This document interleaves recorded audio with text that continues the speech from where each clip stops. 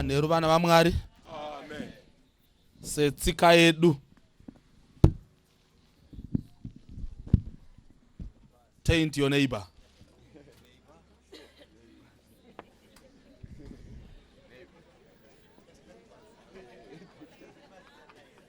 Turn to your neighbor. Chiti neighbor.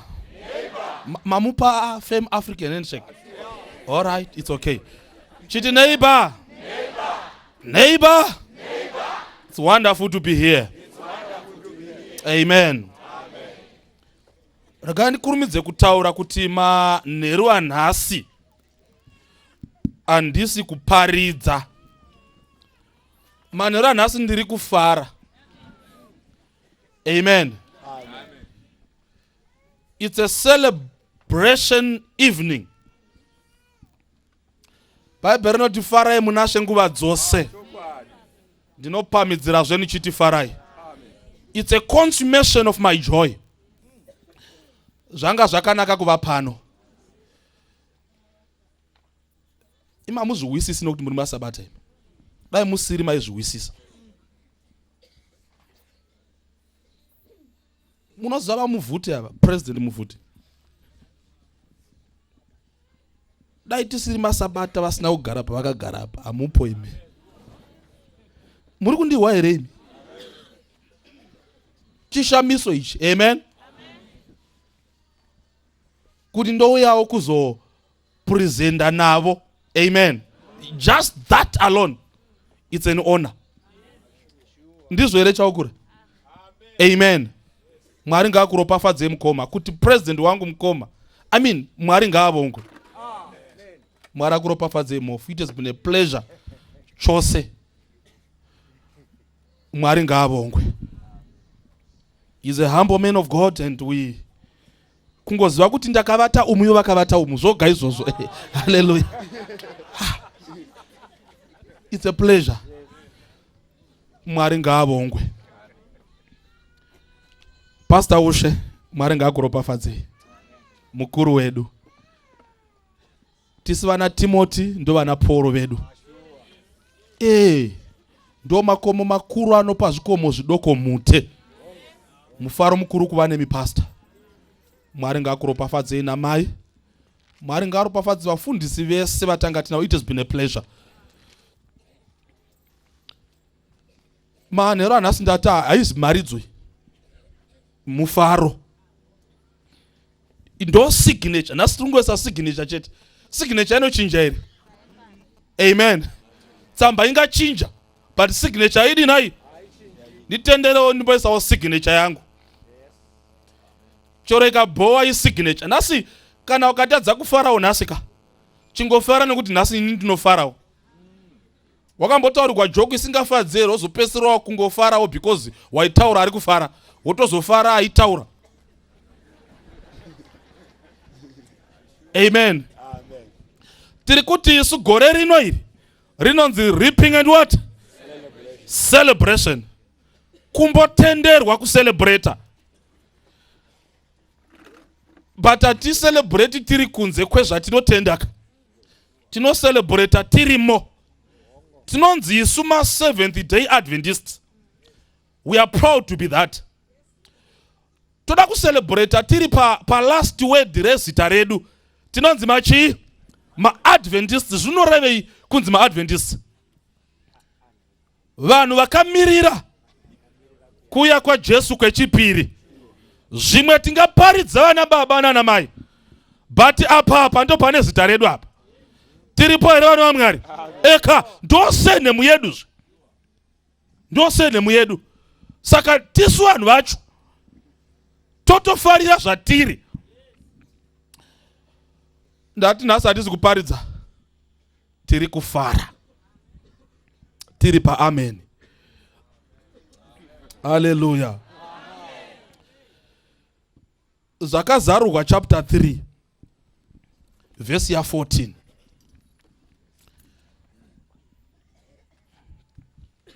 Zvakazarurwa chapter 3 verse ya 14. Verse ya 14. Verse ya 14. Nyorera mutumwa wekereke iri Paradokia uti. Nyorera mutumwa wekereke iri Paradokia uti. zvanzi naAmen. zvanzi naameni. Muripo here vanhu vaMwari? Amen. Zvanzi nani? NaAmen. Iyo ameni yatinoita iye. Kana tikati Mwari wakanaka, imoti chi? Amen. But panapa ameni wacho wakutaura manje. Right. Mwari ngaabongwe. Sure. Zvanzi nani? NaAmen. Chapupu chakatendeka chazokwadi kutanga kwezvisikwa zvaMwari. Verse 15. Atichadi hedu kuinda ikoko. Muri kunzwa here kuti ameni wacho uyu watinoti ameni. Tora kuti mboita kandikati haleluya. Imoti chi? Amen. Haleluya. Amen. Haleluya. Amen. Rumbidzai Jehovah. Amen. Amen. Iyeyu ameni uyo uya pano shamwari. Mupenyu ati mawachitaura apa. Toda kuti timboteta mbijana tione kuti ko ameni watinoti ameni pamharitso ko unotaura sei. Iwazvitega pazasi mbijana. Zvakazarwa chapter 1 verse ya 18. Verse ya 18. Naiye mupenyu ndakanga ndafa tarira ndiri mupenyu nokusinga peri ndine kidzo nehadhesi famba. Verse ya 19. Naizvozvo nyora zvawavo nezviripo. Toda King James mani ino yasiya ameni pana ne KJV. Zvanzi uyu tondoverenga kumba une kidzo rufu nehadhesi unonzi ani sangano unonzi amen. Kureva ameni munhu uyu. Ko patinoti ameni tinorevei? Todana zita romunhu here? Tinoreve iyo ameni yacho iyi yakabvepi? Inorevei? Regai timboita a little bit of etymological study.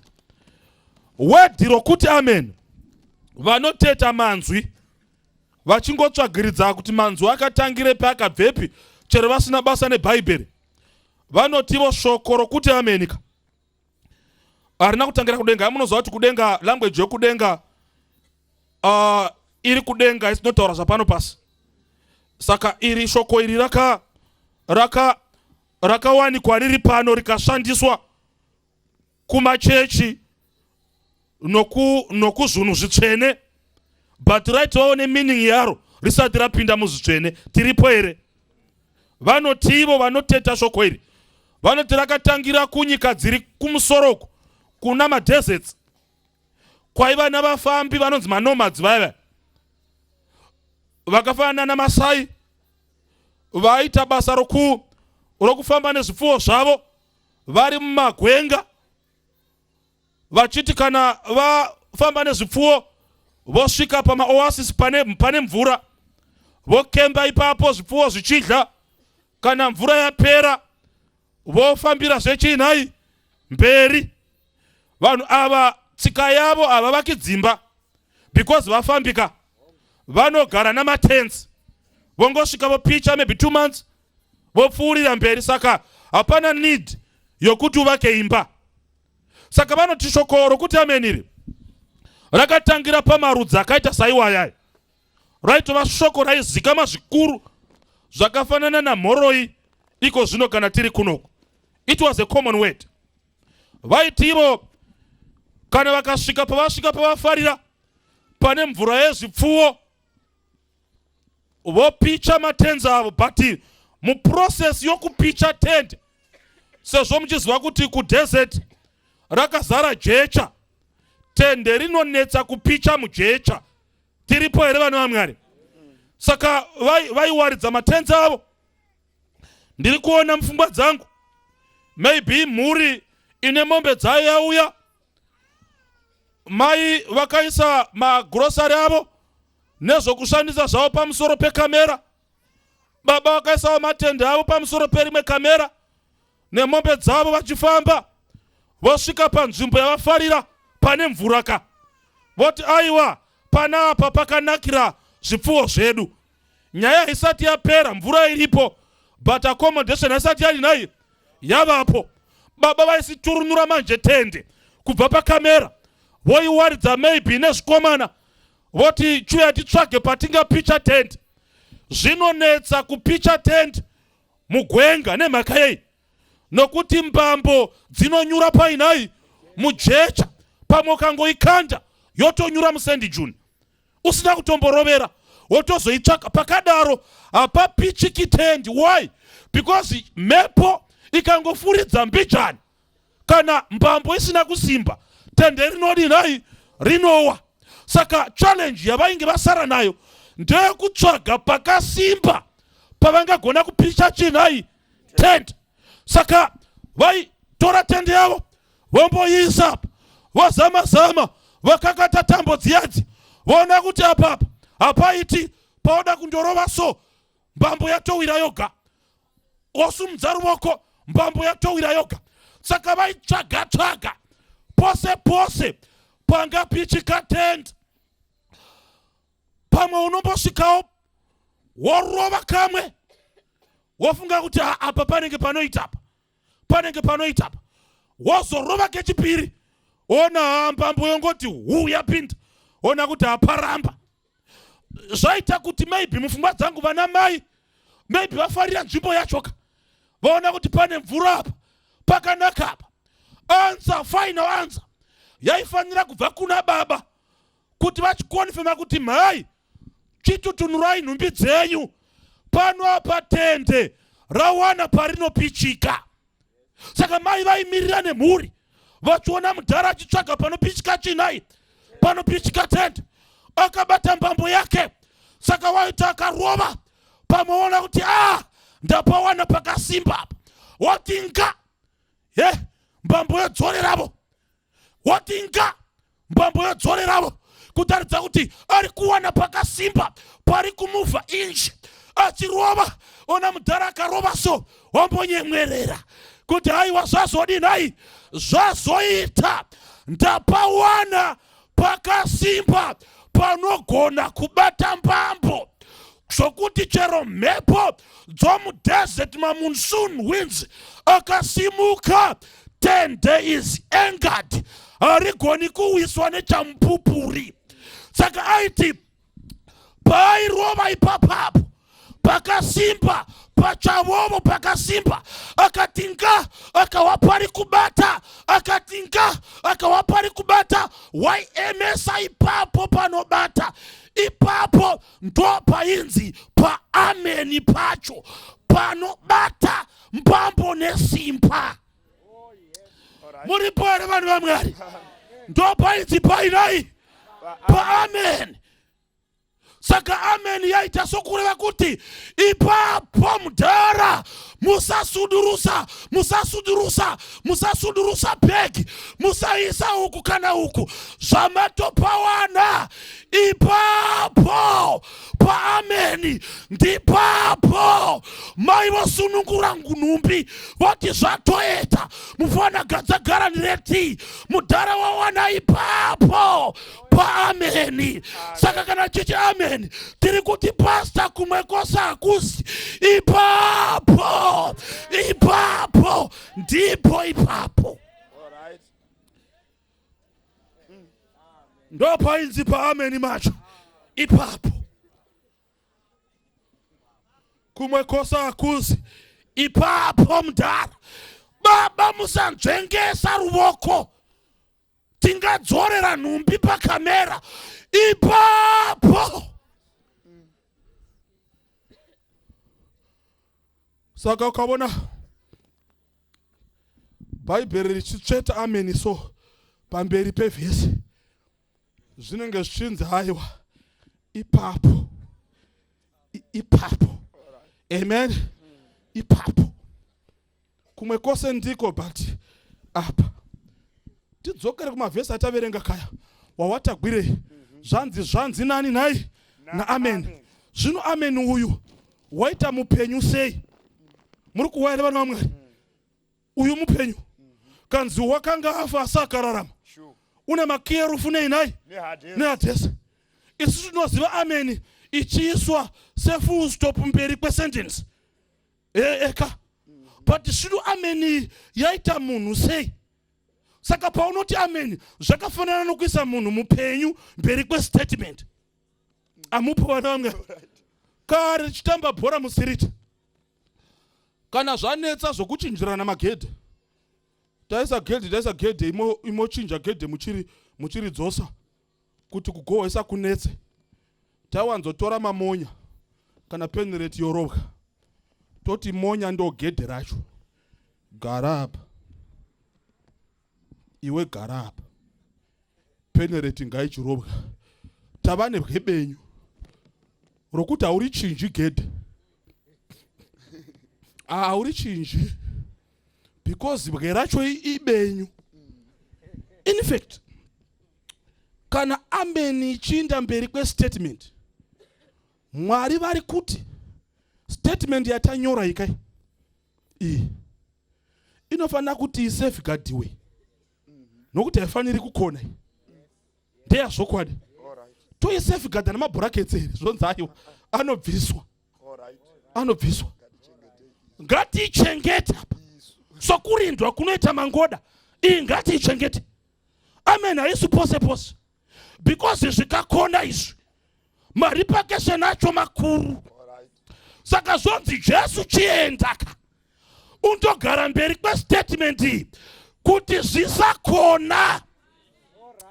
Ende mbuku yeRevelation undowa pano tsvete waameni pacho, famba 1:7 Verse ya 7. Tarirai unouya namakore, meso ose achamubona, naivo vakambaya, marudzi ose enyika achamuchema, hongo ameni.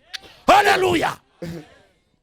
Statement yokuuya kwaJesu, denga kanzo yedenga iri kuti kumberi kwestatement ye-second coming full stop haina kukwana. Amen. Enda undogara ipapo.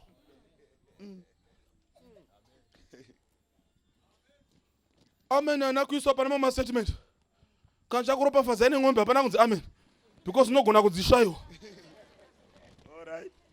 Hapana amen ipapo, zvokuti uchachata iwe inongova nyasha yeprivilege. Hapana kunzi amen. Hatinyatsohwisa kuti ichokwadi kuti uchachata is relative truth, but panyaya yekuuya kwaJesu denga riri kuti hano amen ndaunogara ipapo. Hatingarasiki kuinda kumwe ipapo. Tega tipedze shamwari 22 verse 20. Verse ya 20 zvakazarurwa. Nowa iye unopupura izvozvi unoti hongo ndinokurumidza kuuya. Amen. Amen. Ndiye yaverenga. Tarira ndinokurumidza kuuya. Amen.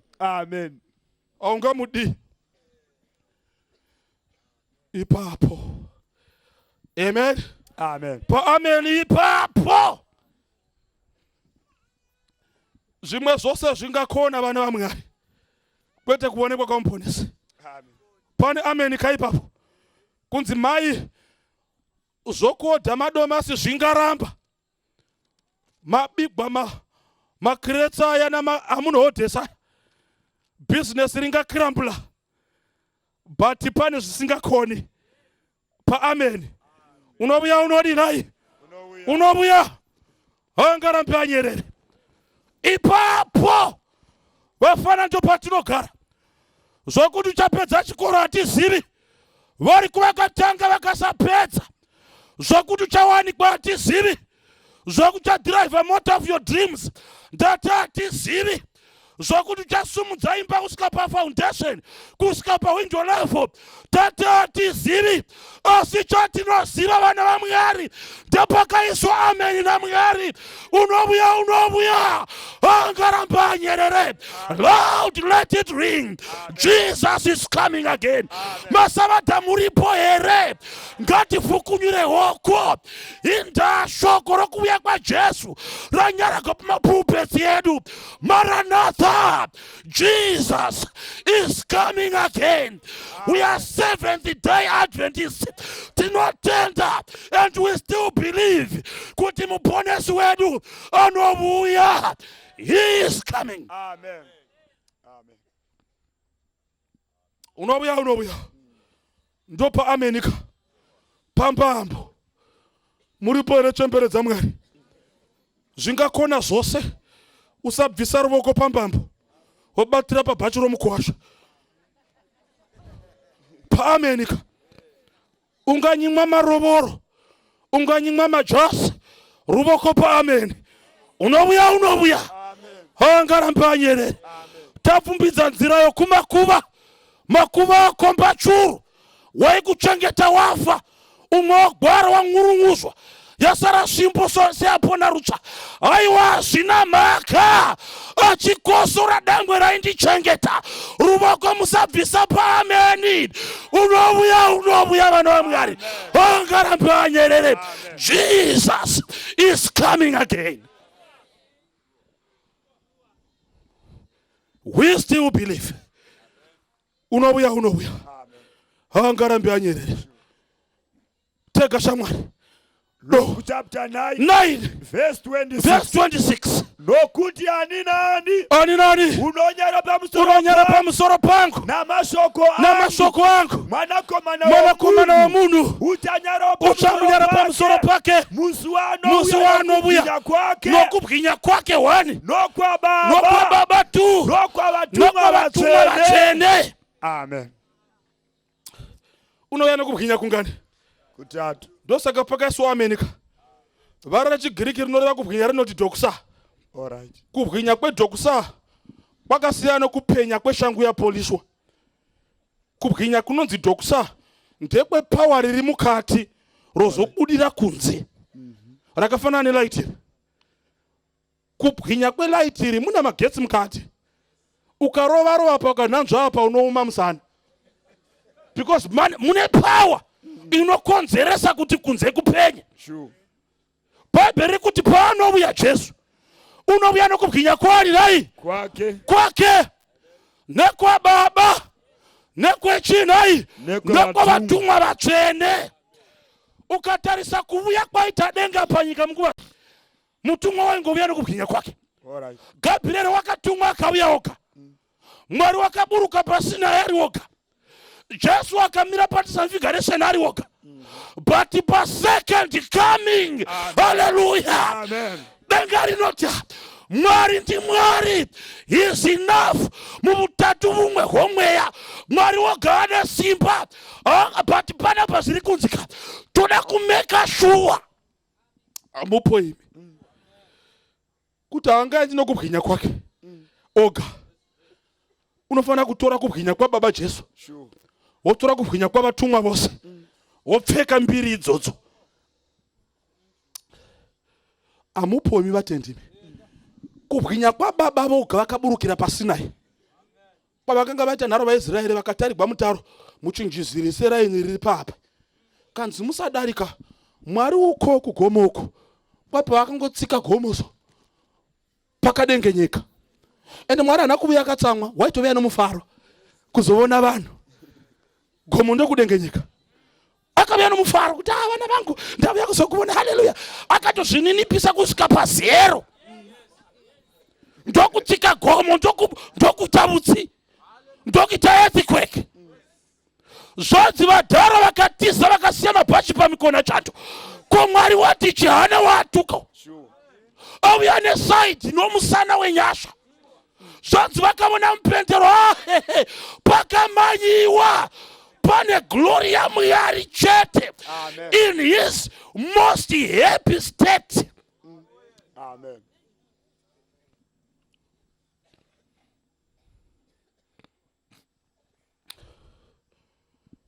Kubwinya kwavatumwa. Ati mufundisi vakataura kuti 10,000s of 10,000s of thousands azvinonzi uchauya namakore asi makoreka. Ingirozi zvokuti renga rakaita sejira jena so segore kupfekana kwamapapiro. Mutumwa 1 mutumwa pa20 dzaMatiyo pakaburukira paguva raJesu earthquake. Asina kuuya nehasha, angotumwa kuzomutsa Jesu chete, chimukai great coronation day, zvanzi namudhara chimukai. Achifamba zvinyoronyoro, walking softly in the sanctuary. So munhu ndomutsa mambo aitofamba zvinyoronyoro voso. Masoja eRoma trained soldiers. Bible rinoti vakafenda vakaita sevafa. Commando yeRoma, the best vakomana with bulging biceps and triceps. Mamuzinda rume vana mutakura mombe mbudzi yata vachipukuta ziyana machongwe. The best of soldiers. Pakasvika mutumwa so gada nehope kutozomutswa sama kusaruta kuva empty micheka yapetwa.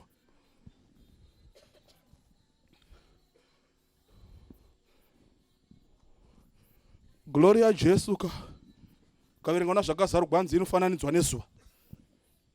Amunoona zuva iri rikadzira 1 millimeter zuva kunofiwa. Pata mamigraine hedheki yokuti chipatara chinozara vanhu kudzira mbijana kuti tsedu mbijana. Zvino Gloria Jesu inofananidzwa nezuva. Zuva racho akarisika futi kutongoshayavo mufananidzo tofananidzira nei. Zvonzi paanobuya, haleluya, unouya nekubwinya kwani? Kwake, kwababa, nekwavatumwa. Kwete 1 wakafendesa masoja 1 kuzati ane glory ye thousands of thousands. Kumona mukomana apfeka abvisa nguvo dzokumiririra manje, haleluya, akubuda musanctuary yokudenga achinja zita kunzi Michael pana torufuka Tanereka. apfeka nhumbi dzougeneral.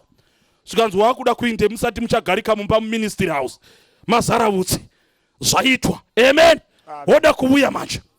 Sonzi kuwabudire mukomana kana ndoda kuinda. Ndoda kuenda. Ngirozi dziri paparadiso.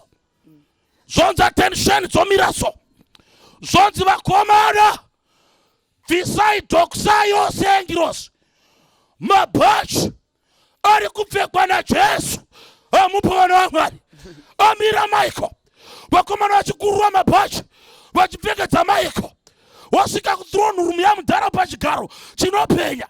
Zvanzi Baba ndokumbira simba renyu. Doksa number 1 ndeyama angels. Doksa number 2 ndeyaMwari. Doksa number 3 ndeyake. Triple doksa. Onombona zvikombi zvamahwindi zvakanyogwa kunzi powered by Toyota. Jesu anyogwa kumusana kunzi powered by triple doksa. Akudzira panyika. Chero guva rine nharo rinozaruka chete. Chero America ikarukira meshi pamusoro apo inotungwa kutamba kuputira nyati mumucheka. Triple doksa. Amen. Amen. Pakaisigwa amen kapa. Rega varoyi vadle vanhu. Zvichavunganidzwa. Jesu wotsvaga vake. Ndopa amen zvepatiri apa. Amen. Ndafunga pada simba rekutamba apa. Hauzima vadhara vaitenda vakadliwa neshumba. Kubhandwa neshumba havana kuvigwa. Shumba ndokundofawo. Bundo riya ndokutoravo. Kausi yama yapinda mabhonzo eshumba. Bundo ndokudliwa nenyati.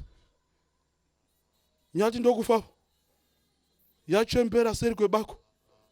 Ndokukuzwa rabho yacho heyo ndokupinda mugungwa. Zvikausi yamuzviya ndokudliwa nehove. Muredzi ndokuredza ndokudliwa hove. Muredzi ndokudliwa vono muroyi. Muroyi ndokudliwa nebere. Bere ndokufa ndokudliwa vona nomuti womushuku kausi yamia. Mushuku ndokudliwa nezvana. Chana chodliwa vona majuru. Chembere juru jamajuru yondodla noMhondoro we. Panoda simba kapa. Sure. Panoda simba, amen. Amen. Panoda simba. Sure. Ndosaka pakanzi amenika.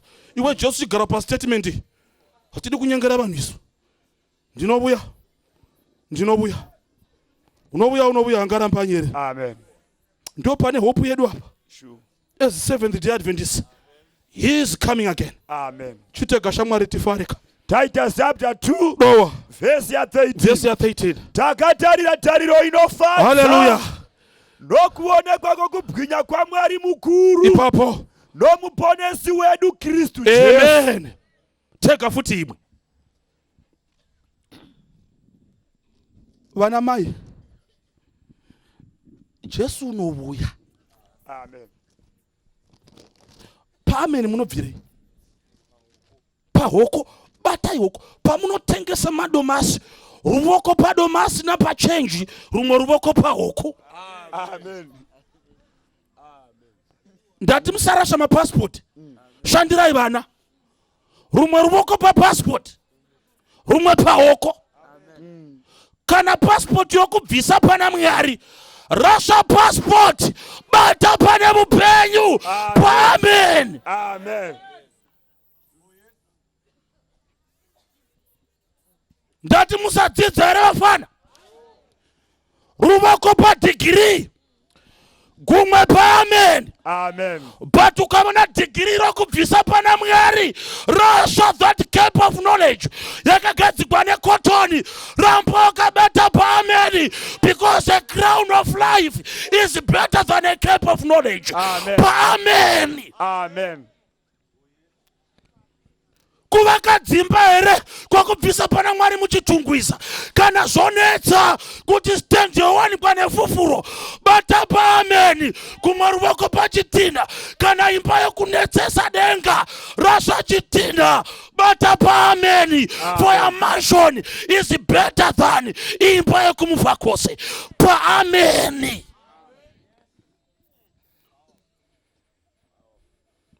Kuzvikanda mukuwanikwa. Hazi kune muchato negwayana. Chondikasawanikwa.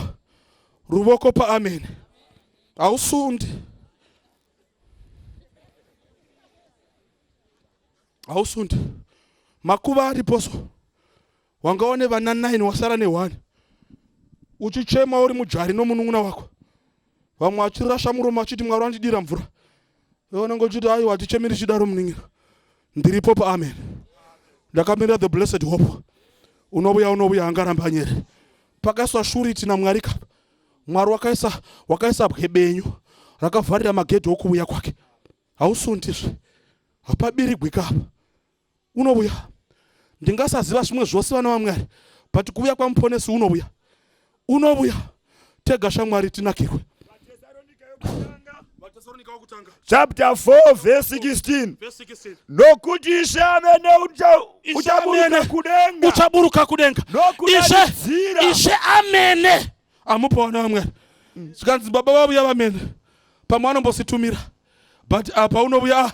Amen. Ishe amene achaburuka kudenga. Nokuti Ishe amene uchaburuka kudenga. Nokudanidzira nezwi romutumwa mukuru. Yes. Nehwamanda ya Mwari. Yes. Vakafa muna Kristu. Yes.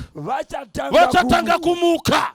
Verse 17. Verse 17. Zvinoiswa penyu vakasara. Tichatorwa pamwechete navo mumakore kuti tichingamidze Ishe mudenga. Naizvozvo tichava nashe nguva dzose.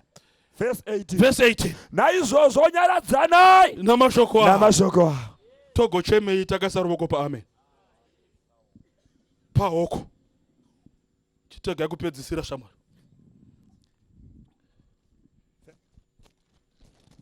First Corinthians. Chapter 15. Yes. Verse 51. Verse 51. To 58. Yes. Tarirai ndinokuudzai chakavanzika. Hatingavati tose. Asi tichashandurwa tose. Pakarepo nokudwaira kweziso. Nehwamanda yekupedzisira. Nokuti hwamanda icharira. Ipapo vakafa vachakutwa nokusaora. Nesu tichashandurwa. Hallelujah. Nokuti ichi chinoora. Chinofanira kufuka kusaora. Nechichi chinofa ichi. Chinofanira kufuka kusafa. Kana ichi chinoora. Chafuka kusaora. Nechichi chinofa ichi. Chafuka kusafa. Ipapo shoko rakanyorwa richaicheka rinoti rufu rwakamedzwa nokukunda. Iwe rufu iwe. Kukunda kwako kuripiko. Iwe rufu. Rumbo rako ruripi. Rumbo rarwo rufundisa izvo zivi nesimba rezvivi ndiwo murayiro. Zvino Mwari ngaavongwe uyo unotipa kukunda naShe wedu Jesu Kristu. Verse 58. Amen. Ipapo. Amen. Mwari ngaavongwe. Dati nhasi hatisi kuparidza. Kana zvangoitika zvaitika vone mistake. Nhasi tiri muchirongwa. Amen. Amen. Chomufaro. Satani ngaazvizive mani. Unotozviziva kuti muponesi wedu unouya. Unozviziva kuti muponesi wedu unouya. Taakuda kufara manje. Timbomupozera. Unobona kana ambassador weMozambique kana ari kumba kwake unenge achirova mhanzi dzeMoza ari muZimbabwe. Toda kumbopinda mune kwedu nyaya dzedenga. Pane vaimba vanoswanza kuimba vachiti chunu yeredhi on. Tete asvika kudenga. Timbochuna mawave ebroadcasting yokudenga. Uripo here Manuwa? Uripoka? Mwari vakakubatsira vakadonhedzera zvipo izvi. Munozwa kuti maviri achaita Jesu kwa uchauya nehwama ndakatirambetika. Unoziva tirambeti? Senge bosoriaria. Amen. Atizongomukisa mapenzi, tinomuka musically. Hamupo imi. Kana wakamaka mmanzi kumuka umuki, nokuti hatimuki usati warira. Izvo. Tombomumirira. Kuti mmanzi umborira. Umborira. Denga harina kugadzirwa kutsunga, rakagadzirirwa joy. That's why we are not baptized in lemon juice. We are baptized in water. Ndosa ukaenda kuEden zvanzi muchero wanga uri muEden waifadza meso. Wanga usingangodligwi kutsunga kuti mavitamins aiwa, waifana kutofadza meso. Joy. Muripo here vanhu vamwe. Kudenga kunonakidza, musati tsungira pafarai, taakupinda. It's a celebration. Sangana ranga risingapengi parakati is reaping at what? And celebration. Makaripa kubva mwedzi uchitanga nditendere tichicelebrate. Otherwise ingakaita reaping and reaping. No celebration. Union ingatitonga. Tati union yakati maripa celebrate. Amen. Tongotsunga says. Tasvika pake meetings. Kotofaraka. Nezvatakaiti Bwana Mwari. Kanditi Miriam wakabata gandira akaridza. Eka mufaro kawe. Amen. Kana ukatarira hymnbook yedu so zvakanaka. Vakomana Freedom uya pano shamwari. Totsvaka vaimbi vaIsraeri uya pano Freedom. Marufu uya kuno. Maimemba nalunga woku Highfields. Varongere vakomana zvokuimbisa. Mira manongowe. Hymnbook yedu so. Ukaitarira zvakanaka hymn 1 to 10 aitauri chimwe chunhu. Amupo kunze second coming. Ndakagara ndikati varume vanga vakafemegwa. Ndo inonzi top 10. Amen. Ndo top 10 yedu yetariro. Top 10. Amuna mboma top 10 achirohwa muma Power FM. Isu tinayo voyo kudengaka. Anonzi ma-amen hits. Lunga. Ma-amen hits. Saka nasi nitendere tifare timbo marova so. Ma-amen hits. Kubva pa number 10 tichidzira so. Tongorwa mbijara makainguva yedu. Tichidzira chirovana nadzo so. Ndo ma-amen hits. Tachuna radio kudenga. Vana vamwarika. Unobuya. Pa amen hatibvi. Nditendere nimboita DJ wacho mani. Amen. Uripo here Freedom. Marufu. Manuwa. Pa number 10 panei. Chiwa. Roya vakomana.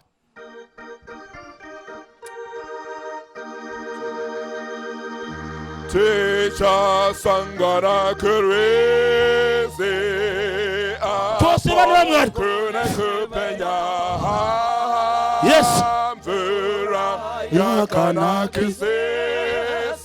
Wizi kunorebwa. Auzi mutirikwi. Aiwa.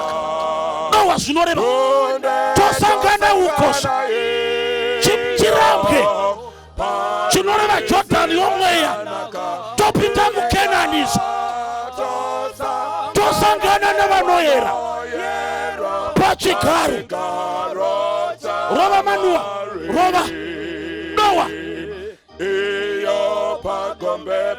parugombe perwiziso pakapfira kuchena ticha famba nekutenda nguva dzese tofa. Chimira zvako mira Manoa hatina nguva panamba 9 panei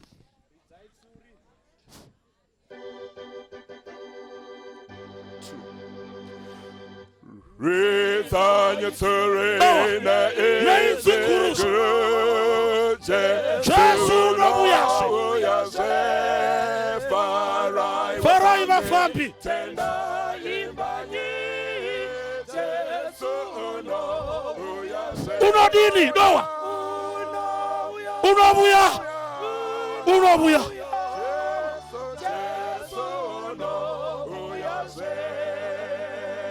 famba ungiranyi imi makomo imi kupanduswa nokuti arthritis unobuya Jesus is coming again unobuya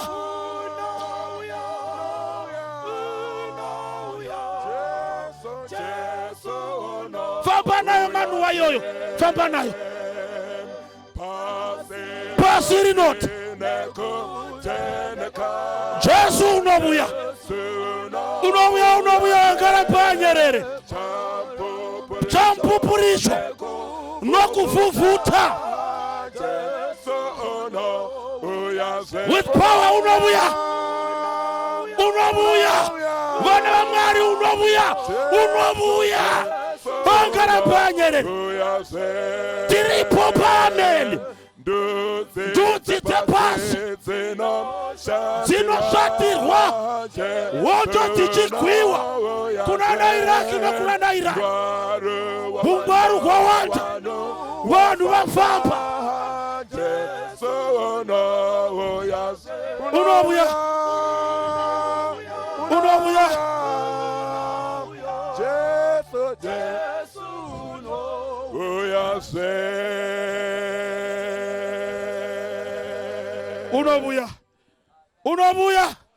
unobuya unobuya vakatendeuka muna kuita mistake unobuya chemberedza Mwari hamuna kuita mistake unobuya pamene hatibvi ingawani wonyaka namirana nomudzonga wenyama zvinofa zvose chero kakanda moto unobuya vana vaMwari ungarambwa nomurume pamene usabva unobuya nokutsivira panamba 8 Manoa pane haleluya hazi mazita erokoka yevotas roa muri pari vanhu vaMwari haizezvitupa kai Jesu achibuya akabata bhuku yamazita apo tenzi unoridza haleluya apo nguva yepasi yaperawo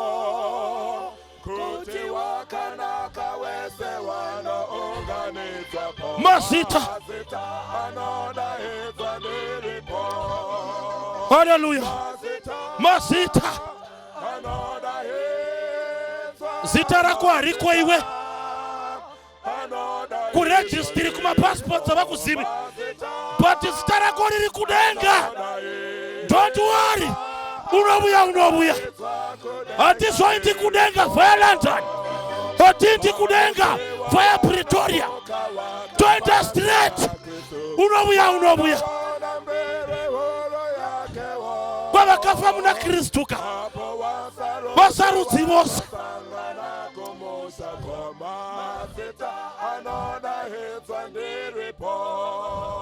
mazita haleluya mazita anodaidzwa ndiripo mazita anodaidzwa ngatibate basa nayo ngatibate basa pamberi neripping unobuya ngatibate basa tipinde mumunda tisebenze Jesu ari kuuya otineti mazita anodaidzwa. Hallelujah.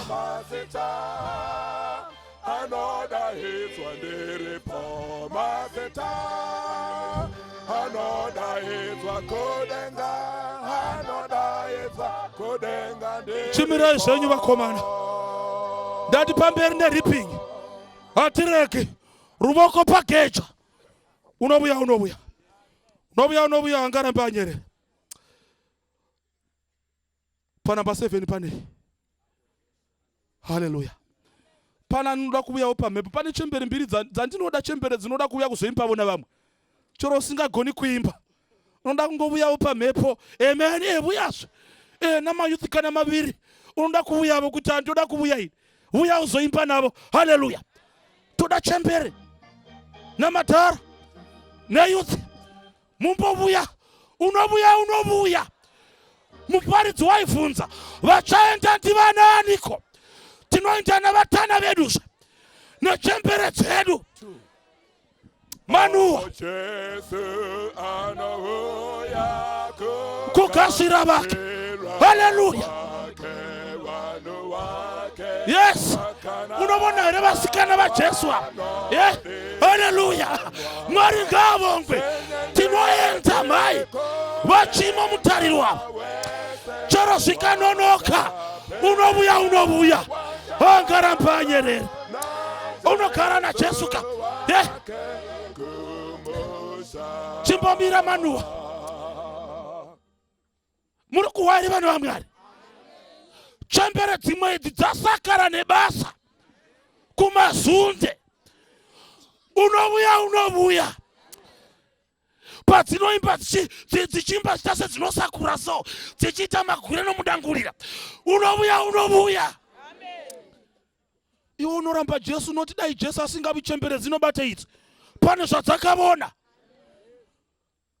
nayo manuwa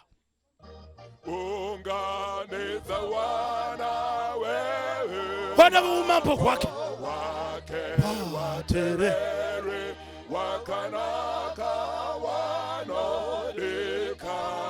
seikovo senyenyedzi kudengasha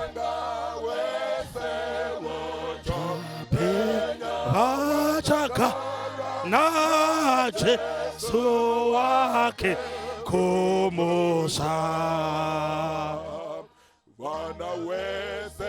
vanodesa amopo nesewa vari vake vakasha vanodeka seikovo kudenga. Haleluya.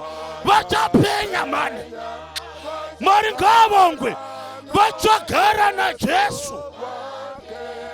Chimira zvako manuwa Mwari ngavongwe mudhara waMwari wavuya unovuya angaramba anyerere unovuya unoramba munhu uchiti wasakara Mwari achiti mukadzi wawaramba nokudadira uchapenya tega panamba 6 pane ivanuwa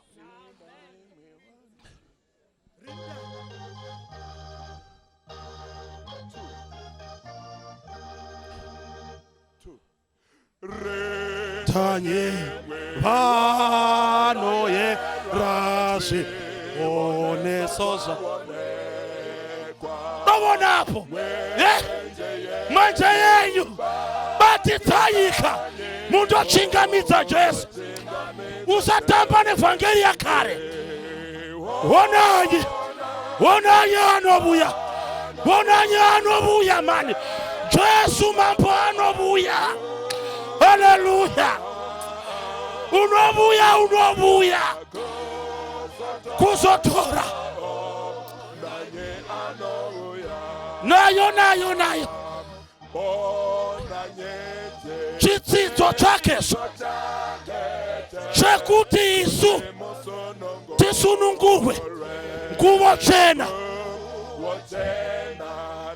nezviremba kasikai onai anobuya Jesu mambo anobuya chimbotendekera kuvasikana mhani shamwari vona haleluya kuzotora nayo manuwa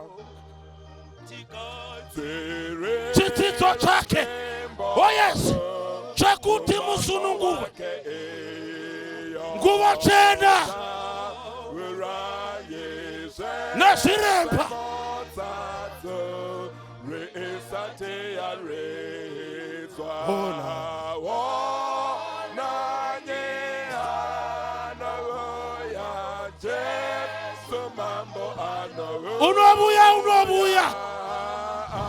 unobuya haleluya aiwa unobuya mira zvako manuwa mira takuinda panambani panamba 5 panei famba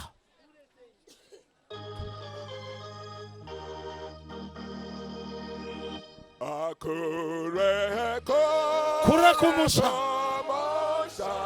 tabvunzamo renze wati usiku oreko pera Jesu. Hallelujah. Musachema kana mutawere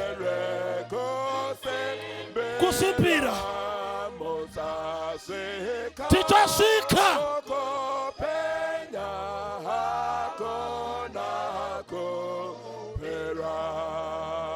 tiripadzo nokumusha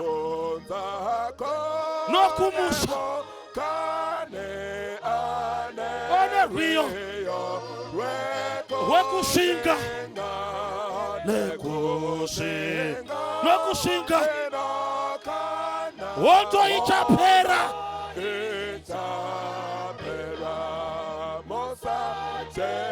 musachema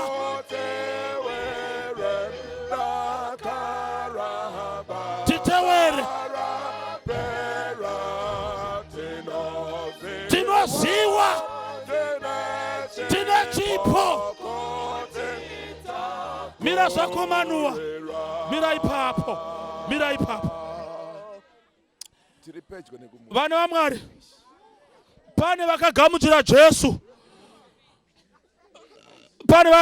Jesu ndinokudai kuno tichimanya panamba 4 vakagamuchira Jesu nivaruda kumugamuchira soko rakanaka kunesu vafambi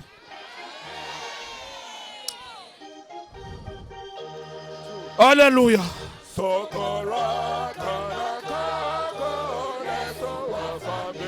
apo tinoenda pasipo haleluya welcome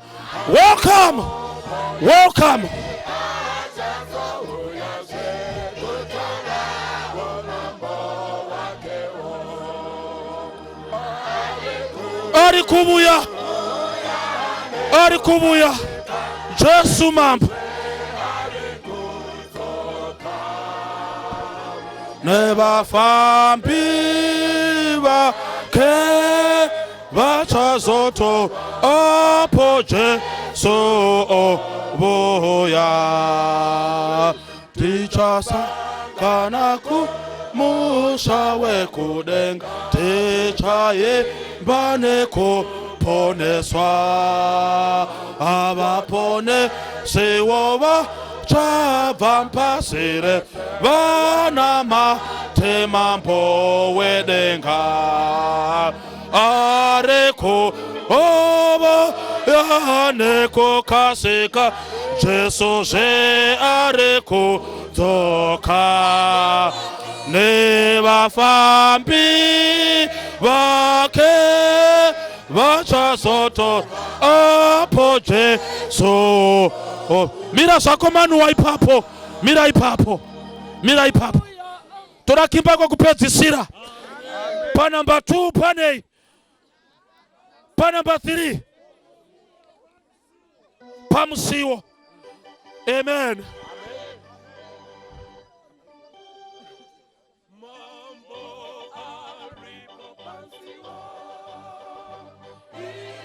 Iye wafa pa mchinjikwa.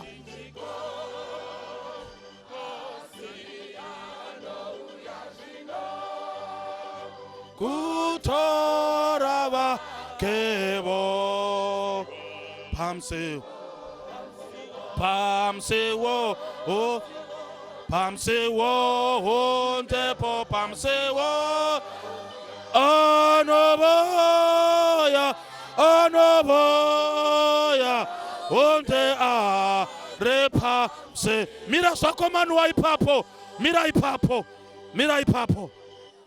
Chirova number 2 tinamate shamwari. Chirova number 2 tinamate.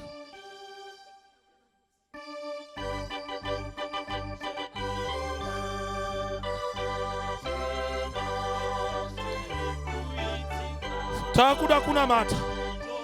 Mira zvako manuwa, mira. Mira. Mira zvako manuwa. Mira zvako shamwari. Vana vaMwarika. Wopeidza dzikoni. Atidi zvokunyengerana. Jesu unobuya. Unobuya. Weeping may endure for the night, but joy comes in the morning. Pana vamwe pakati pedu panguva ino vange vasina kupinda mukati metariro iyi. Uchida usingadi unobuya. Jesu haavhoterwi kuti abuye. Unobuya. Agari kwipolitibhuro kuti chimbobuyai kuno chimirai. Uchida usingadi unobuya. Zvawanga wambosvika pano pamusasa wavachainda, ungasarirei kudenga kunoinda vamwe? Hakuna chakaipa uku kumusha uku. Rufu hakuna, misodzi hakuna. Hakuna nherera, hakuna chirikadzi. Ndiri kukupai big welcome panguva yamanheru anhasi. Kuti wadi kuuya. Ngausina kuita sarudzo. Asi unondira kuita sarudzo nhasi yokundibata newe nevamwe vachaponeswa. Ende tinoenda shamwari. Kuenda tinoenda. Ndiri kutaura nababa vakaperekedza mhuri camp meeting. Vauya nhasi kuzoti sabate tese mugozotorana moenda kumba. Iwe una basa naMwari. Unoti nangoperekedza mhuri. Shamwari mhuri inoenda ukasara. What a greatest day richakurwadza. Kudenga kuapply kuisuma form, hakuna committee inovheta. Jesu uri pano. Masuwa akazarurwa. Zambara rakazarurwa. Iti hongu kuna Jesu. Pinda navachaponeswa. Variko vamwe vari panapa vakapedzisira kuimba nziyo dzetari vari mustandard 6. Vakaenda kubhawa. Vakapanduka. Asi nhasi vanzwa zvekutapira kweriri shoko. Papa chimbwa nziyo idzi. Vati ndidzo nziyo dzakare kwedu. The Lord of my childhood. Ndafunga kudzoka. Unomirira idzoka kuna Mwari wako. Ndiri kutaura namayouth akambonakirwa mukati metariro. Vakapumuka vaenda kumbanje. Vaenda kudoro. Vaenda kuzvisikana nekuzvikomana. Vatsvaga ngoda vakarasha Mwari. But unoti Mwari ndatapirigwa ini. Denga nderangu. Dzimba dzakagadzigwa dziriko. Unobuya. Unoda kuti bhazi rokudenga riuye kuzotora vanhu ridzoke riri empty. Apo siti rako rakanamigwa zita rako riripo. Bhazi rokudenga, chitima chokudenga baba chinotakura vatsvene. Siti rako riripo. Hatikusine makaemba njazviti. Unobuya. Angaramba anyerere. Ari pano ndi pamanheru anhasi. Ini ndinoda boini. Ndinoda Ndinoda simunza ruoko pauri ipapo.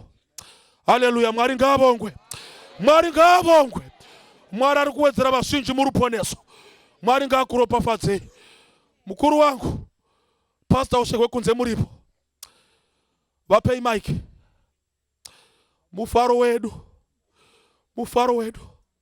Toregere kumbofara tasuiswa na Satani. Watichemedza usiku hwose. Takatarira vana vachipera vachifira mavoko edu. Tabayiwa nokupeta maziso nokufumbira muromo yezvituna. Totadzare kumbofara tiri mutariro. Unobuya ngabuye. Even so, come Lord Jesus. Even so, come Lord Jesus. Mwari ngavongwe nomusangano uno. Tifare tiri mahari. Tigomere misodzi ichibuda simufaro uri mumoyo. Amen. Nguva izirefu. Unobuya. Pamusiwo uripo. Chivi chichaparadzwa. Akuzoviko kuchema kana kurira. Mwari uchapukuta misodzi yavanochema. Nherera dzaMwari vakarambwa nevakazvidzwa. Vanodya nhoko dzezvironda. Vanokwira makoma matambudziko nomisana. Vanokacha shomwe nyoro nemakokora. Aiwa tariro iripo. Unobuya ngarambe anyerera. Tine tariro iri nani. Pari kunamata pastor. Amen. Simudzira moyo wako kuna Mwari. As Adventists, we still believe. We still believe. We still believe. Zakatendwa na James White. We still believe. Dana Butler. We still believe that Jesus is coming again. Nana Mufuti President wedu is still leading a band of hopeful bunch. We believe he is coming again. He is coming again. Pastor Ushoyo kunze wachanamata. Amen. President wedu wachavarira. Tigare mutari vana vaMwari pa amen tisabva. Tingafa ngatife takabatirira pa amen. Ungafa ere wakabata ngeva yemuchaiwa. Kufa wakatsamira zvitombo zvomuprofita wenhema. Aiwa. Muvengi mukuru uchaparadzwa rufu. Weeping may endure for the night, but hope comes in the morning. Even so, come Lord Jesus. Even so, even so, even so, amen. Katina matei vana vaMwari. Baba wedu wekudenga. Amen. Na mponesi wedu mambo Jesu. Hallelujah. Mwari mweya mutsvene. Toda kumutendai nezvamaita manheru ano. Amen. Zvaunganidza vana wenyu kuti tirangarire kuti muri kudzoka. Amen. Kuzotitora kuenda nesu kumusha. Hallelujah. Amen. Mune parable yamakapa. Yamakati nditongei nemunda. Chokwadi. Ndekuti hapana chakaa chisina kuitwa pamunda. Sure. Makapemhena. Mukafenza. Mukarima mukaisa manyowa. Mukandotora mbeu yakauchikwa. Asi makabuda mbeu yedondo. Saka nemakati nditongei. Mwari hapana chamunotongwa nevanhu venyu ndekuti matiitira zvakakwana. Hallelujah. Matiunganidza panzvimbo ino kuvhiki rino rese kuti tipone. Amen. Musaite kuti mumwe nemumwe wedu adzokere akadaro. Chokwadi.